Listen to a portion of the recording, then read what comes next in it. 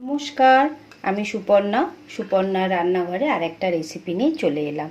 তো আজকে আমি আপনাদেরকে বানিয়ে দেখাবো রসমালাই। তার জন্য প্রচুর জিনিস বলে দেবো, যেটা যেভাবে আপনারা যদি করেন, আমি যেভাবে আপনাদেরকে বলবো, তো একদম বা মিষ্টির দোকানে যেভাবে রসমালাই পাওয়া যায় সেই সবগুলো আপনারা বাড়িতেই একদম রেডি করতে পারবেন। তো আমার চ্যানেলটা যদি আপনাদের পছন্দ হয় তাহলে অবশ্যই সাবস্ক্রাইব করবেন, কমেন্ট করবেন, লাইক দেবেন, আমার ভালো লাগবে। আর আমার চ্যানেলে কি আপনারা রেসিপি দেখতে চান অবশ্যই আমাকে জানাবেন, আর পুরো ভিডিওটা দেখবেন। তো চলুন, বাড়িতেই এরম সুন্দর রসমালাই কিভাবে আপনারা তৈরি করবেন সেটা আমি এখন আপনাদের ভিডিওটা করে দেখাচ্ছি। রসমালাইয়ের জন্য আমি যখন দুধটা গরম করব, তো আগে একটুখানি অল্প একটু জল দিয়ে দিলাম। তো আমি 1 লিটার দুধ নিয়েছি, আর দুধ এইরকম টাটকা দুধই নিতে হবে, হ্যাঁ। আর এটা গরুর দুধ নিলে বেশি ভালো হয়, বেশি ফ্যাটওয়ালা দুধটা যেন না নেওয়া হয়। আর আগে থেকে ধরুন যদি বাড়িতে কোনো দুধ ফোটানো থাকে সেটা দিয়ে না করাই ভালো, তাহলে ওতে অত বেশি ভালো ছানাটা হবে না। একদম টাটকা দুধটা দিয়েই রসমালাইটা বানালে খুব ভালো হবে।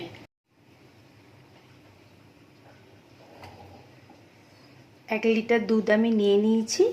দুধটাকে এখন আগে ভালো করে ফুটিয়ে নেব, তারপরে দুধটাকে আমরা কেটে নেব ছানা তৈরি করার জন্যে। দুধটা যতক্ষণ গরম হচ্ছে ততক্ষণ আমরা ভিনিগারটা রেডি করে নিই। আমি এখানে যেহেতু আমার 1 লিটার দুধ আছে, আমি 3 চামচ ভিনিগার দেব, আর তার মধ্যে 3 চামচ আমি জল দেব। আর আপনারা চেষ্টা করবেন যে ভিনিগারটা দিয়েই করতে, লেবুটা দিয়ে না কাটিয়ে ভিনিগারটা দিয়ে কাটালে বেশি ভালো হয়, কারণ লেবুর থেকে বেশি ভালো ভিনিগারে ছানাটা রেডি হয় তাড়াতাড়ি করে। এবার এটাকে এখন মিশিয়ে রাখলাম, আগে দুধটা আমাদের ফুটে যাক, তারপরে আমরা অল্প অল্প করে দিয়ে ছানাটা কাটাবো। দুধটা উতলাচ্ছে, এবার আমি অল্প অল্প করে এখন ভিনিগার দিয়ে দেবো। সবটা এখন দেব না, আগে অল্প দেব, দিয়ে নাড়াচাড়া করে নেব। আর একটু দিয়ে দেবো, এখনো পুরোটা কাটিনি। যখন দুধের এই এই কালারটা একদম চেঞ্জ হয়ে যাবে, এখনো হয়নি, আর একটু লাগবে, আমি পুরোটাই দিয়ে দিলাম। পুরো দুধটাই কেটে গেছে। এবার এটাকে আমরা এখন ছেঁকে নেবো ভালো করে। একটা বাটি নিয়ে নিয়েছি, একটা স্ট্রেনার নিয়ে নিয়েছি, তার উপরে এই সাদা কাপড়টা এর ওপরে দিয়ে দিলাম, দিয়ে এবারে আস্তে আস্তে করে আমরা জলটাকে ফেলে দেবো।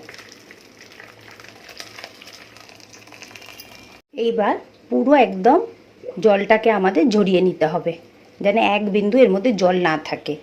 আর এই ছানার জলটা দিয়ে আপনারা রেখে দিতে পারেন, এটা দিয়ে আটা বা ময়দা মেখে খেতে পারবেন। তো আগে পুরো জলটা আমি ঝরিয়ে নিচ্ছি। তার আগে একবার আমি ভালোভাবে ছানাটা ধুয়ে নিচ্ছি। একবার ধুলেই হবে, বারবার ধুতে লাগে না। ভিনিগারের টক ভাবটা এটাতেই কেটে যাবে।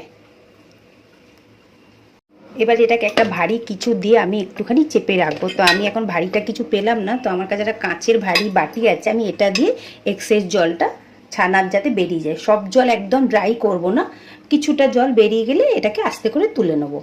ছানার জলটা ঝাড়ছে ততক্ষণ আমরা চাশনিটা বানিয়ে নিই। তো আমি এরম 1 কাপ মাপের চিনি দিয়েছি, তার এই কাপের মাপেরই আমি 5 কাপ জল দিয়ে দেবো। আমি যেইভাবে পদ্ধতিগুলো করছি আপনারা যদি এইভাবেই করেন, তো একদম মিষ্টির দোকানে যেভাবে রসমালাইটা পাওয়া যায় সেইভাবেই পাবেন। তো স্টেপগুলো পরপর ফলো করবেন, তো একদম পারফেক্ট রসমালাই বাড়িতেই বানাতে পারবেন। সামনে এখন প্রচুর পুজো আসছে, সব কিছুতেই বাড়িতেই বানাতে পারবেন। তো এখন এটাকে আমি চাশনিটাকে হতে দেবো। একদম জলটা ঝরে নিয়েছি। এবার ছানাটাকে দেখে নিই, ছানাটা কতটা পারফেক্ট হলো।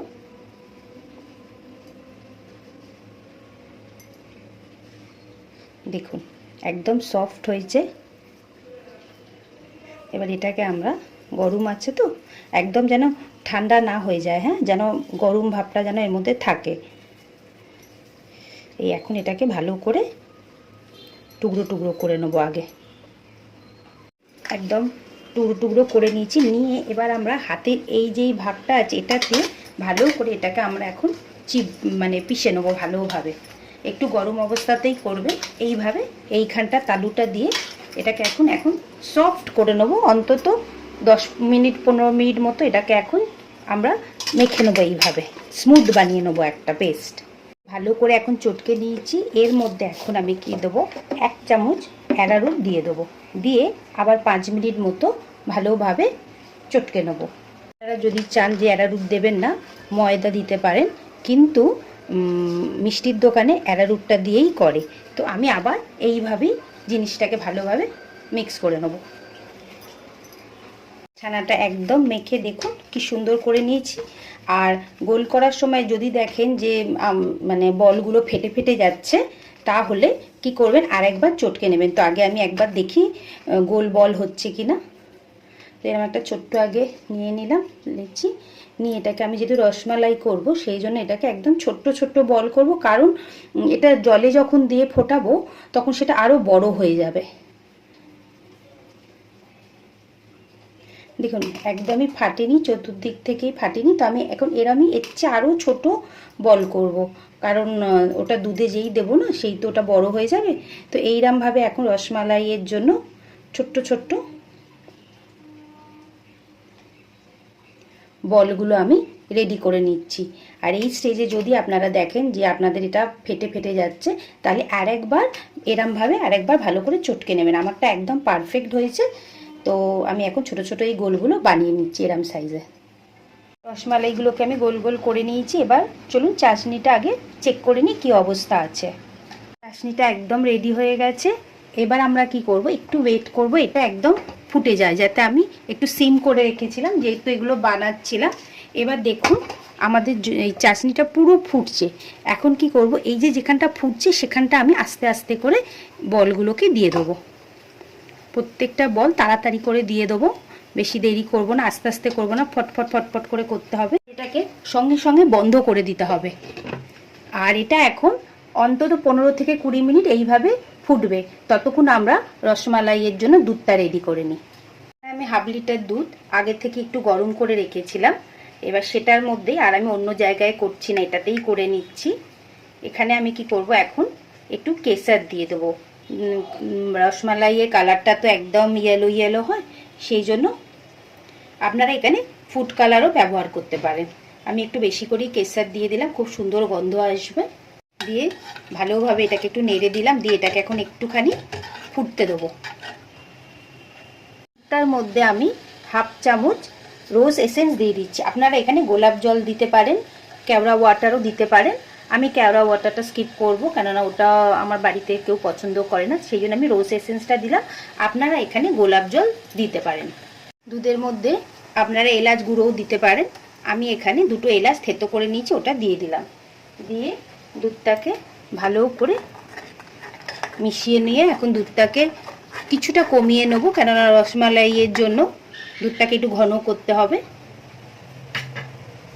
এদিকে আমি আপনাদেরকে কাঁচের ওপর থেকেই দেখাচ্ছি, দেখুন একটাও ফাটেনি আর পুরো গোল হচ্ছে। এখন এটা অন্তত 15 থেকে 20 মিনিট হবে। ভালো করে ফুটে গেছে, আমি একদম সিম করে দিয়েছি। এখন কিছুক্ষণ দুধটা ফুটে একটু কমবে। দুধের মধ্যে 4 চামচ মতো চিনি দিয়ে দিচ্ছি, বেশি দেব না, কারণ রসের মধ্যেও তো ওটা থেকেছে, রসমালাইটা চিনির মধ্যেও আছে। তো আমি 4 টেবিল চামচ চিনি দিয়ে দিচ্ছি এর মধ্যে। আপনারা যদি একটু বেশি মিষ্টি খেতে পছন্দ করেন তাহলে দিতে পারেন। দিয়ে এবার জিনিসটাকে ভালো করে মিক্স করে নিলাম। দুধটা আস্তে আস্তে অনেকটাই কমে যাচ্ছে, কালারটাও সুন্দর এসেছে। এর মধ্যে আমি কিছু ড্রাই ফ্রুটস দিয়ে দিচ্ছি অল্প অল্প করে। অল্প একটু বাদাম দিয়ে দিলাম, অল্প একটু পিস্তা দিয়ে দিচ্ছি, আর অল্প করে কাজু দিয়ে দিলাম। কিছুটা কিছুটা রেখে দিলাম, পরে গার্নিশ করার জন্য লাগবে। এবার আমি কি করছি, ওদিকে আমার দুধটাও মোটামুটি রেডি হয়ে গেছে, রসমালাইয়ের জন্য রসগোল্লাগুলো রেডি হয়ে গেছে। এবার আমি আপনাদের একটা টিপস দেখাচ্ছি, যেটা মিষ্টির দোকানে ওরা করে।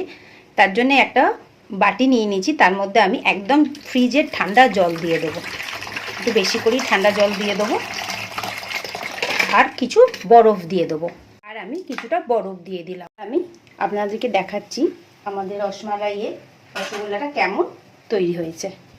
দেখুন একটাও ফাটেনি, খুবই সুন্দর তৈরি হয়েছে। আমি 20 মিনিট মতো হয়ে গেছে, এখন আমি গ্যাসের ফ্লেমটা বন্ধ করে দিলাম।